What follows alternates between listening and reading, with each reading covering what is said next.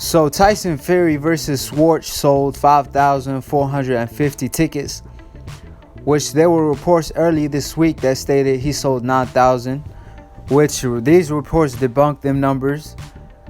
Bob Arum out here trying to gas Tyson Fury, and obviously Tyson Fury does not have the star power that he thought he has, and ESPN over here try to promote, and they overdid it with the promotion with the Tyson Fury versus Schwarz, calling him the best heavyweight for knocking out a tomato can that's ranked number 63 over Deontay Wilder, the fighter he avoided, all to get his revenge in the upcoming future in a fight or two, where he could have got the fight right away if he wanted to. However, he backed out of the rematch, which state that Wilder is the number one heavyweight, because you don't want no smoke with the number one heavyweight Deontay Wilder. It was a draw. Some people thought Tyson Fury won. However, Tyson Fury didn't even beat the 10-second count. The referee gave Tyson Fury more time, and also Deontay Wilder won a couple of the early rounds, so if you add them up, it could be a draw. Some people saw it as a draw. Some people thought Wilder won. So at the end of the day, run it back, like Wilder said. Tyson Fury didn't want to run it back right away because he wanted to get physically more fit. However, he came way heavier versus Schwarz than Deontay Wilder. So you wasn't physically fitter versus Schwarz. So he was a better fighter when he fought Deontay Wilder. But at the end of the day, it's the opposition that's in front of you. Obviously, if you fight somebody ranked number 63, it won't be too much of a task. I mean, Deontay Wilder fought a top 10 heavyweight, Brazil, and you all saw what he did to him. He stretched him. So if Wilder fights someone that's ranked number 63, he might murder him at this point. And of course, we can't forget the fact that Wilder is a clean fighter, and Tyson Fury got tested for PEDs in the past. So we don't even know if that's the Tyson Fury that actually beat Klitschko. Maybe he couldn't beat Klitschko if he wasn't on them PEDs, because he got tested positive for PEDs. And he started drugging to cover up for that. And when I bring that up, people seem to ignore it. They don't want to bring it up just because he got the protection. But at the end of the day, Tyson Fury versus Tom Schwarz proved that Deontay Wilder is the A side in that negotiations, and Deontay Wilder better demand at least 55% to 60% versus Tyson Fury, because he could fight Ruiz. Ruiz is signed with Al Heyman. Tyson Fury, on the other hand, he only has Deontay Wilder. Anthony Joshua ain't finna fight Tyson Fury. So if Wilder doesn't give Tyson Fury that rematch that he avoided, then basically Tyson Fury's done for, and ESPN done lost on the investment. So Deontay Wilder better take advantage of the leverage he has on Tyson Fury at this point, because like I said, he could have a mega fight with Ruiz. He could still fight Anthony Joshua and make a lot of money. He fighting Ortiz, the boogeyman of the division, again. You see Dillian White still ducking Ortiz, claiming he's 40 years old, but he out here still ducking him.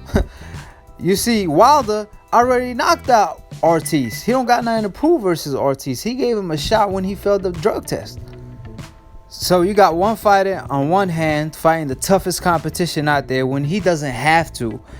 On the other hand, Tyson Fury haven't fought a top fighter since Deontay Wilder and Klitschko, and he out here still cherry picking, and they give more credit to the fighter that's cherry picking someone that's ranked number 63 than the one that's fighting the toughest competition out there, that's willing to fight everyone and everybody anywhere at any time, and who's the most feared heavyweight and the most exciting heavyweight in the world. See, I peeped this. I mean, back in the day, I remember when Regan Diaz used to fight, or even Floyd Mayweather, for example, whenever they box, HBO was so quick to call out how Floyd Mayweather is fighting scared and he playing defense first, offense second, and that he throws the jab a lot and he doesn't like to throw power punches, and he's a born fighter, etc., etc. So every time Floyd Mayweather show his skills in the ring, they so quick to point out the fight is boring. Instead of appreciating the greatness of Floyd, they bring out the negative stuff. You can always bring out the negative in any situation.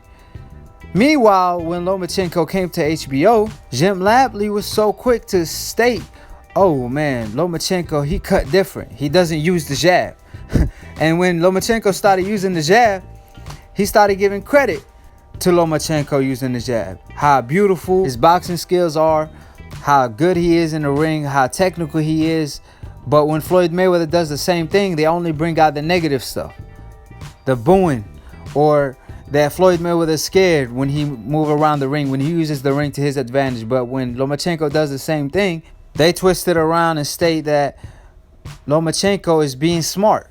Just like back in the day, if a black fighter has a great chin and takes great punches on the chin, they talk about his poor defense, that he's just a punching bag.